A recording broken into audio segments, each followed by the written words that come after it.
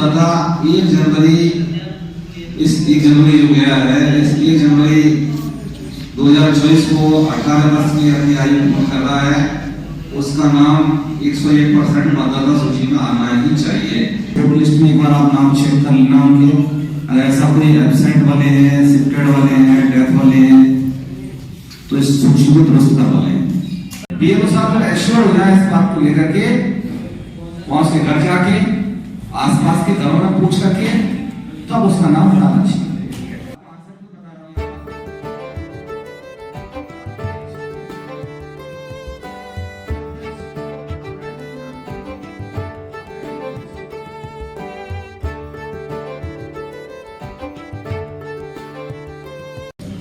अधिकारियों को मौके पर जांच करनी चाहिए कि वह वहां पर रहती है या नहीं।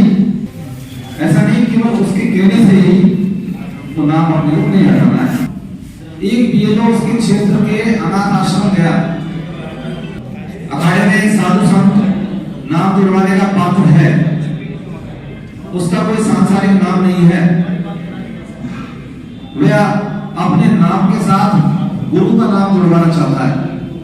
अब बीएलओ को क्या करना चाहिए और उसमें संबंध क्या स्थापित होगा, ये भी आपकी जानकारी में होना चाहिए।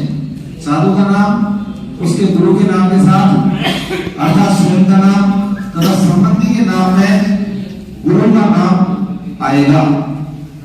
स्वयं का नाम तो वो जो भी उसका नाम है, जो भी नाम उसने रख रखा अपना मूल नाम, और संबंध में गुरु का नाम लिखवा सकता है, और संबंध में क्या स्थापित होगा, गुरु शब्द आएगा। ये अंकित किया जाएगा, ना कि पिता पुत्र या जो भी संबंध होते हैं वो नहीं है। केस संख्या 35 का निर्वाचक है एवं उसने अपना आदिवास बदलकर भाग संख्या 22 में परिवर्तित कर लिया है। अब बीएलओ द्वारा क्या किया जाना चाहिए? कौन सा फॉर्म भरा जाएगा सर उसके लिए? तो 8K भरा जाएगा, और 8K के द्वारा उसका जो पार्ट है उसमें शिफ्टिंग होगी एक पार्ट से दूसरे पार्ट में। नेक्स्ट केस देखिए, एक व्यक्ति ने, ये हो सकता है आपके लिए भी लगा दे इसको, तो वो सूचना के अधिकार के तहत आरटीआई लगाई किसी व्यक्ति ने उसने किया कि जितने भी प्रपत्र 6, 7, 8 आए हैं उनकी प्रति मुझे उपलब्ध कराने। अब बीएलओ द्वारा क्या किया जाना चाहिए? एक्चुअली क्या है, आप जो है ना इस आरटीआई में आपको कोई जवाब देने का अधिकार नहीं है उसमें। अगर आपके पास ऐसा कोई आवेदन आता भी है तो आप उसे रजिस्ट्रेशन पदाधिकारी जो है हमारे एसडीएम साहब केवल वही इस सूचना को उपलब्ध करा सकते हैं, आपके ऊपर कोई आरटीआई नहीं चला सकते सीधे। इसलिए बीएलओ तो बीच की कड़ी है, बाकी आरटीआई के लिए जो लोक सूचना अधिकारी जो नियुक्त किया गया है वो निर्वाचन रजिस्ट्रेशन अधिकारी ही होता है। प्रपत्र 6 भरा, यानी नए फॉर्म के लिए मैं आवेदन किया था, उसका आवेदन भी स्वीकार हो गया, उसका फोटो पहचान पत्र भी बन गया। फोटो पहचान पत्र लेकर बीएलओ नजमा के घर गया और उसे एपिक देना चाहा, हालांकि अब आप लेके नहीं जाते, अब डाक से जाता है, तो नजमा ने उसे लेने से इनकार कर दिया। कारण बताया कि बर्तनी अशुद्ध है, हो सकता है कि अपनी एपिक को लेकर आपके पास आ जाए, मतदाता सही नहीं है। अब बीएलओ द्वारा क्या किया जाना चाहिए? उसके लिए करेक्शन के लिए फॉर्म बना जाएगा दोबारा, और उसका नया एपिक बनेगा, वो उसको अपन को देना होगा। नरेश सुरेश के मकान में किराए से रह रहा है, नरेश ने प्रपत्र 6 भरकर बीएलओ को दिया। मकान मालिक सुरेश ने एक पत्र बीएलओ साहब को दिया कि नरेश का नाम मतदाता सूची में नहीं जोड़ा जाए, और उसे एपिक भी नहीं दिया जाए। ईआरओ ने शिकायत बीएलओ को जांच को दी। अब बीएलओ द्वारा क्या किया जाना चाहिए? हो सकता है मकान मालिक मना कर रहा है कि साहब इसका नाम मत जोड़ो मेरे मकान में, जबकि वो व्यक्ति वास्तव में उस मकान में रहता है। और फिर एसडीएम साहब ने अपने को जांच दे दी कि भाई इसको करो, क्या करना है। तो उस स्थिति में आंसर दिया है, बीएलओ मौके में जाएगा और जांच करेगा और ये देखेगा कि वो व्यक्ति उस मकान में कितने समय से रह रहा है, इसकी जांच कर लेगा। अगर 6 महीने से ज्यादा वहां रह रहा है तो उसका नाम जुड़ेगा भी और उसका एपिक भी बनेगा। इस क्षेत्रों के लिए ऐसे केस हुआ। एक मोहल्ले में बीएलओ की विजिट के दौरान ज्ञात हुआ कि कुछ लोगों के नाम मतदाता सूची में नहीं है, कुछ के नाम मतदाता सूची में तो है लेकिन उनका फोटो नहीं है। ऐसे केसेस हो सकते हैं। कुछ लोगों के नाम के सम्मुख एपिक नंबर लिखे हैं, लेकिन जब उनसे एपिक मांगा गया तो उनके लिए भौतिक रूप से उनके पास एपिक कार्ड ही नहीं है। अब ये लोग द्वारा क्या किया जाना चाहिए?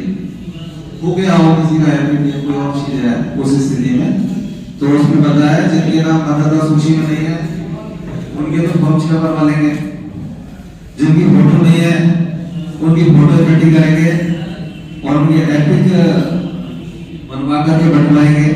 जिनको एपिक बनकर दिया जाना बताया है उनके डुप्लीकेट एपिक के लिए आवेदन करेंगे, जो आपको फीस भी नहीं है डुप्लीकेट एपिक के लिए, तो उसमें आ जाता है। ठीक है, नहीं तो ये एपिक तो डाउनलोड करने का ऑप्शन नहीं है। जो खास महत्वपूर्ण बातें जो है इसमें सर ने सुबह भी आपको बताई, कई नाम होंगे छूट गए अपने से, उनको छुपाना नहीं है। कहीं आप सोचेंगे सर ये गड़बड़ हो जाएगी तो पहले क्यों नहीं जोड़ा था, विधानसभा चुनाव में जुड़ जाना चाहिए था। अगर फिर भी छूट गया है अब नहीं छोड़े उसको। अगर कोई निवास करता है 18 साल की आयु पूर्ण कर रहा है तो निश्चित रूप से नाम जोड़ना चाहिए। जो इलेक्शन कमीशन ऑफ इंडिया कहता है उसके अनुसार भारत का सिटीजन है और 18 साल से ज्यादा की उसकी आयु है तो उसका नाम जुड़ेगा। कोई आदेश निकाले हुए हैं, भारत का नागरिक नहीं है, कोर्ट के हिसाब से वो पागल है, अपने हिसाब से नहीं है, गांव वालों को कहता है उसको पागल, तो पागल नहीं होता वो व्यक्ति। इसी प्रकार धारा 16 में निर्वाचनों के संबंध में भ्रष्ट आचरण अन्य अपराध के संबंध में दोष सिद्धि पर भारत निर्वाचन आयोग द्वारा लोक प्रतिनिधित्व अधिनियम 1951 की धारा 11 का कोई आदेश होने की स्थिति में भी ऐसा मतदाता निर्वाचक नामावली में रजिस्ट्रीकरण किए जाने के लिए निरंतर हुआ, ऐसा नाम नहीं जोड़ेंगे। इलेक्शन कमीशन ऑफ इंडिया ने कोई लेटर निकाल रखा है, भारत का नागरिक नहीं है, कोर्ट ने उसको पागल घोषित कर रखा है ऐसे व्यक्ति किसी को, तो ऐसे लोगों के नाम वोटर लिस्ट में नहीं आते। एक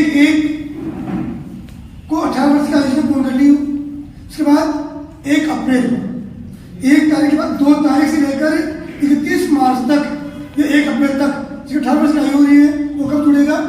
1 अप्रैल को, फिर 1 जुलाई और फिर 1 अक्टूबर। इनके बीच में हो रहा है तो बीच में नहीं जुड़ पाएगा, वो निर्धारित तिथियां हैं। और अब मुझे लगता है कि 1 अप्रैल में हमारी चुनाव के बीच में निकल गया है, उसमें जुड़ पाए नहीं जुड़ पाए, तो हम ये आधार मानते हैं कि 1 जनवरी ही लोकसभा के लिए आधार होगा। विशेष आ जाए तो मैं कह नहीं सकता, क्योंकि चुनाव की तैयारी शुरू चुकी है। कल ही इसी परिसर में सेक्टर मजिस्ट्रेट की भी ट्रेनिंग है, उनका काम शुरू हो चुका है, कल ट्रेनिंग होनी है। तो मुझे लगता है अप्रैल के बीच में लोकसभा चुनाव शुरू हो चुका होगा, उसमें 1 अप्रैल को आधार मांगकर जुड़ने की संभावनाएं बहुत कम है। फिर भी अगर चुनाव आयोग कोई आदेश देगा जुड़ेंगे। अभी जो वर्तमान में है वो 1 जनवरी है, 2 जनवरी में किसी की है तो नहीं जुड़ पाएगा। आप अपने अनुमान में रख लेते हैं, अपनी बात सुनकर रख लें, तो आगे जोड़ना तो हमें जोड़ना है। लेकिन अभी वर्तमान में आज तारीख में 1 जनवरी 24 को आधार मांग जोड़ सकते हैं। भारत की नागरिकता ग्रहण नहीं करती, उसको नागरिकता नहीं मिलती है, तब तक उसका नाम नहीं है।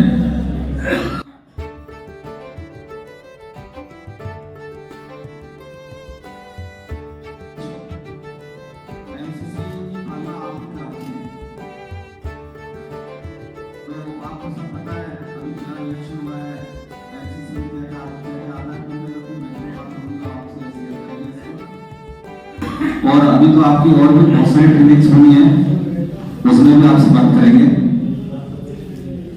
वो ये कि पोस्टर बैनर वगैरह जो है वो उसकी लिमिटेशन है, गवर्नमेंट बिल्डिंग्स में नहीं होना चाहिए। जब आदर्श आचार संहिता लग जाती है, आचार संहिता जब लगती है इलेक्शंस की डेट आती है अपनी, उससे पहले तो आदमी अपना प्रचार प्रसार करता ही है।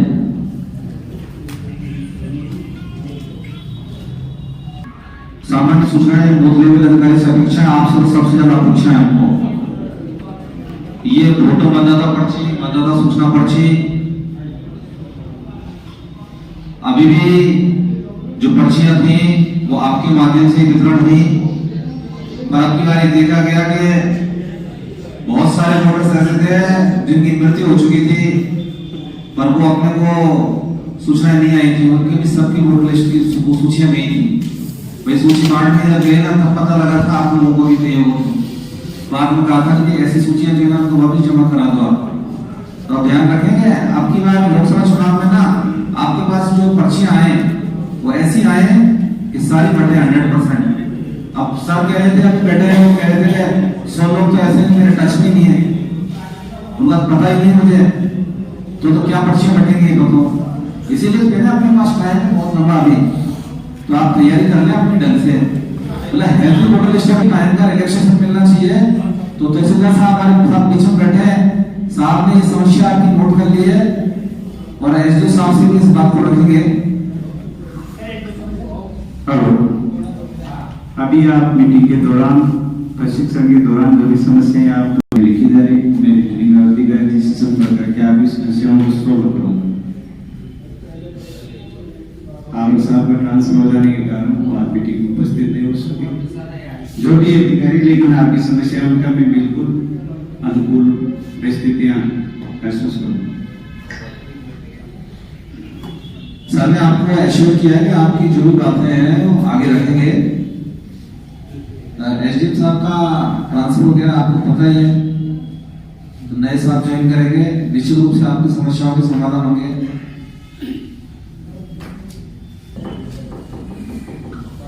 ये नाम भी आ रहा है, तो कुल मिला के ये है कि जहाँ फोटो लगा हुआ कोई दस्तावेज है पहचान के लिए, वो ही इस बैकअप में दस्तावेज में आते हैं।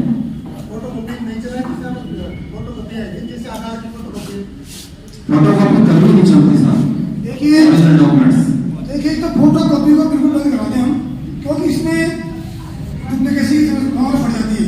11 दस्तावेज हैं, एक तो उसमें मिल ही सकता है, एक के अलावा 11 है, फोटो 12 हो गए, 12 में से बताने के पास कोई ना कोई दस्तावेज मिल सकता है।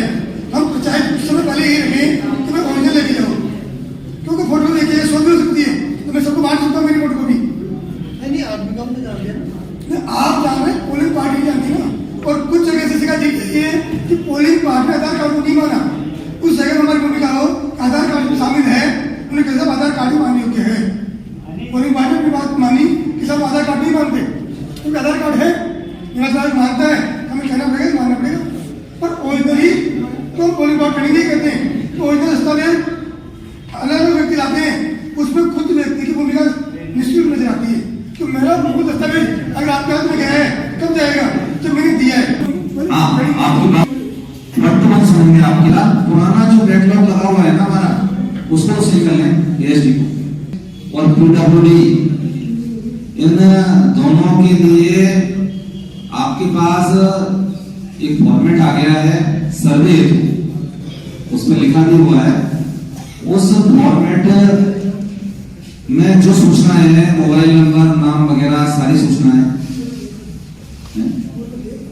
बिल्कुल। फॉर्मेट एक जो है वो 80+ वाला है, फॉर्मेट जो उसके जो बैक में छपा हुआ है दूसरी साइड में, वो पीडब्ल्यूडी के लिए है।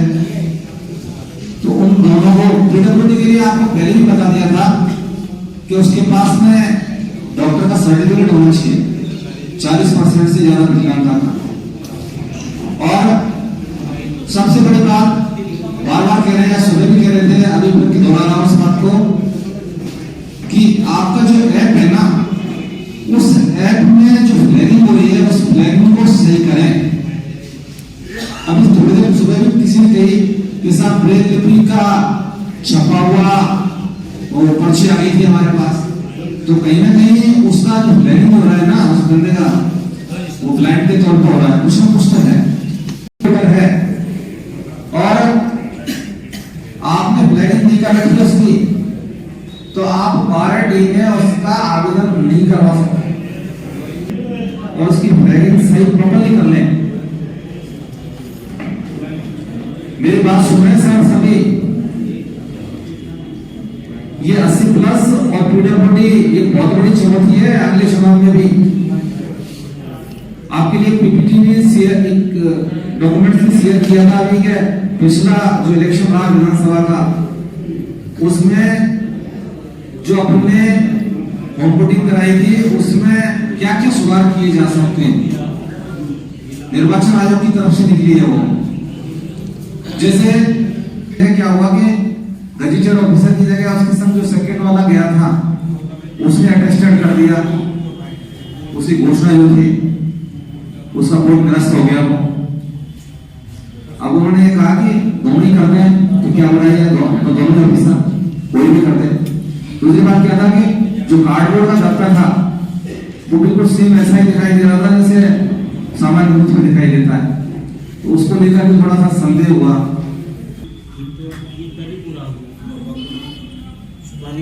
अगर एब्सेंट अनुपस्थित मतदाता जो है उसके लिए डाक मतपत्र में शामिल स्टेप्स क्या होनी चाहिए, उसने बताया कि बूथ लेवल अधिकारी रिटर्निंग ऑफिसर द्वारा प्रदत्त सूचना के आधार पर अनुपस्थित मतदाताओं, वो आपको बताया 3 तरह के हो सकते हैं, एक तो सीनियर सिटीजन हो सकते हैं, एक पीडब्ल्यूडी वाले हो सकते हैं, और थर्ड जो दिख रहा है एबीसीओ वो कोविड वाले हो सकते हैं, कि घर का दौरा करेंगे तो संबंधित निर्वाचकों को फॉर्म पार्टी वितरित करेंगे और उनसे पावती प्राप्त करेंगे।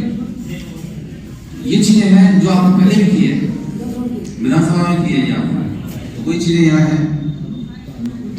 चरण 2 है अधिसूचना जारी होने के 5 दिनों के भीतर बूथ लेवल अधिकारी जो है मतदाता के घर से भरे हुए फॉर्म पार्टी को एकत्रित करेंगे। तो ये चीज जो है इसके लिए आप पूरी तैयारी कर रहे हैं, अभी सर्वे जो कर रहे हैं आप, ये आपकी पूरी तैयारी हो रही है, लास्ट में होच पोच वाली स्थिति नहीं रहेगी सर प्लीज, तो वो स्थिति नहीं आएगी। अगर आप वास्तव में गए और अभी आपने अपनी अपडेट सूची बना ली 80+ की भी और पीडब्ल्यूडी की भी, तो शायद स्थितियां ऐसी नहीं होगी। आप पीडब्ल्यूडी वोटर्स भी जो होम वोटिंग करना चाहते हैं, बिल्कुल नहीं सबकी नहीं सर, हमें दिक्कत आएगी, ज्यादा नाम हम देंगे उतने बार पार्टी में बांटने चाहे सुविधा रहती है तो अपना मतदाता नाम दे सकता है। और मतदाता स्वतंत्र निर्भय होकर बिना किसी लोक लालच के मतदान को प्रोत्साहित करना, मतदाता को तो अवश्य मतदान करे, ये जिम्मेदारी हमारी होती है कि मतदान प्रतिशत बढ़े। तो कब बढ़ेगा, जब उसको कोई डर नहीं होगा कि मुझे जाने में दिक्कत है। यह सुनिश्चित करना कि माइक्रोफोन, वीडियोग्राफर और वेबकास्टिंग दल जिन मतदान केंद्रों पर तैनात किए गए हैं वो वहां पहुंच गए, जिन्हें हमारी जिम्मेदारी थी, नहीं पहुंचते हैं तो ईआरओ को एसडीओ ऑफिस को सूचना दें। इलेक्ट्रॉनिकली ट्रांसमिटेड पोस्टर बैलेट, ये तो हमारे फौजी भाई हैं जो पंजीकृत सेवाओं में कार्यरत हैं, उनको सुविधा मिलती है और ये सुविधा का लाभ उठा सकते हैं। इनको एक ओटीपी जारी होता है और बैलेट भेजा जाता है, उस बैलेट में वहाँ प्रिंट निकालते हैं, वहाँ प्रिंट निकालने के बाद उसमें वोट देते हैं और फिर जैसे हमने पार्टी का वोट दिलवाया था वैसे लिफाफा पैक करके भिजवाते हैं बाई पोस्ट बिना किसी डाक टिकट के। तो वो सुविधा कहलाती है ईटीपीपीएस, और ये सुविधा केवल पंजीकृत सेवा में नियोजित कार्मिक और उनके परिवार के लिए होती है। तो आप जानते भी हैं इसके 3 भाग हैं, सीयू, बीयू, वीपैट। सीयू कंट्रोलमेंट, बीयू बैलेटमेंट और वीपैट जिसमें पर्ची गिरती है।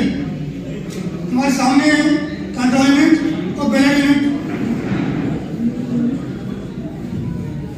कि हम अफवाहों से बचें, इनमें सिंगल टाइम सॉफ्टवेयर होता है, कोई भी व्यक्ति अगर इसको खोल करके अंदर छेड़छाड़ करेगा तो एक बार खराब होगी तो फिर ठीक कंपनी नहीं करती, कंपनी से ठीक नहीं होता। सॉफ्टवेयर सिंगल टाइम होता है, अगर किसी ने सॉफ्टवेयर छेड़ दिया किसी तरीके से तो सही नहीं होती है, इसलिए इसमें किसी प्रकार छेड़छाड़ संभव नहीं है। और इन दोनों के साथ में वो चुनाव करवाए, फिर भी कई लोगों ने आरोप प्रत्यारोप लगाए, तो बीच में एक यूनिट और चुनाव आयोग जोड़ी संतुष्टि के लिए, उसका नाम है वीपैट। किसी भी संतुष्ट नहीं है तो वीपैट जोड़ा गया है। इस वीपैट से जो पर्ची गिरती है उसके द्वारा भी हम देख सकते हैं। इसमें दिया है कि सबसे पहले M1 मॉडल प्री 2006 में बीयूसी आई थी, फिर 2006 से 10 तक M2 आया, फिर 2013 में M3 वर्जन आया, और अभी जो हमने चुनाव करवाया है तो M3 वर्जन से ही करवाया है, तो 2013 में आया था। वीवीपैट इसका मकसद ही संतुष्टि करवाना है कि मतदाता संतुष्ट हो सके। ये हमारा वीवीपैट 7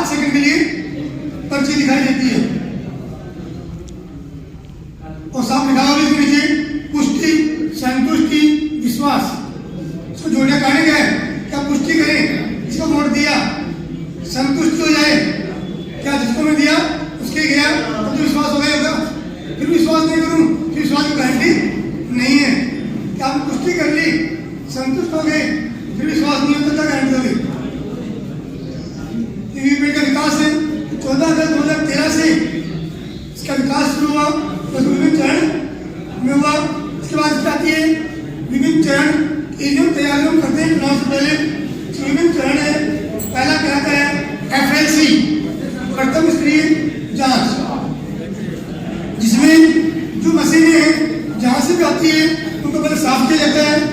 प्री यूज मशीनों को साफ करने के बाद सभी 16 बटनों को एक डमी प्लेटों पर लगाकर एक एक नोट देकर चेक किया जाता है। सभी स्क्रू और अन्य जो भी इसमें सिस्टम है, जो जो पार्ट है, सबको बेल कंपनी के इंजीनियर द्वारा चेक किया जाता है और उस पर जांच किया कर ग्रीन स्टिकर लगाया जाता है। वो कहलाती है FLC, जो चुनाव से लगभग 5-6 महीने पहले ही हो जाती है। EVM में मत डालने की प्रक्रिया प्रसिद्ध है।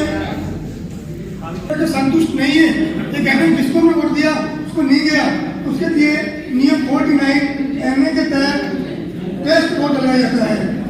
जांच होती है, टेस्ट वोट में आता है। जागरूक मतदान करने की प्रक्रिया बताना, ये काम किया जाना चाहिए और होता भी है।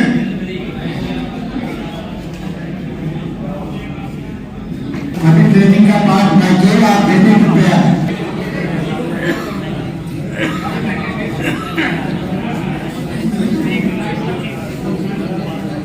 क्योंकि आप भी देखते हैं कि जहाँ पर मतदान कर रहे हैं वहाँ पर बराबर है ताकि कम समस्या पैदा हो। बायोलॉजी सर कुछ कहना चाह रहे हैं आप कुछ कहना चाह रहे थे, बोलिए।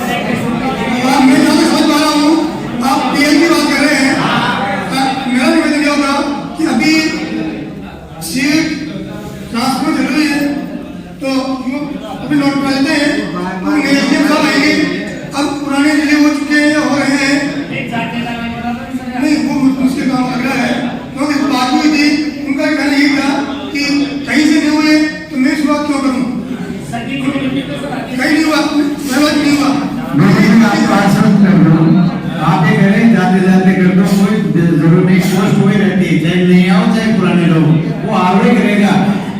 आप ऐसी दिमाग मत लो जाते जाते कर जाओ, जाते जाते कोई जरूरत नहीं कि उनका ये काम है, संबंधित आरोप जो भी नहीं आएगा वो करेगा। इसके बारे में बात हुई थी, अभी तक आदेश कहीं जारी हुआ है तो आप बताएं, जरूर रखा जाएगा, नहीं जाएगा।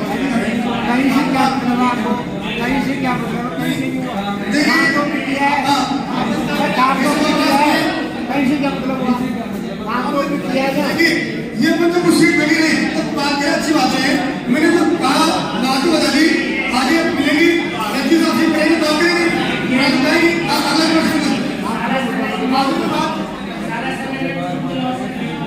तो कोई मायने नहीं रखता है।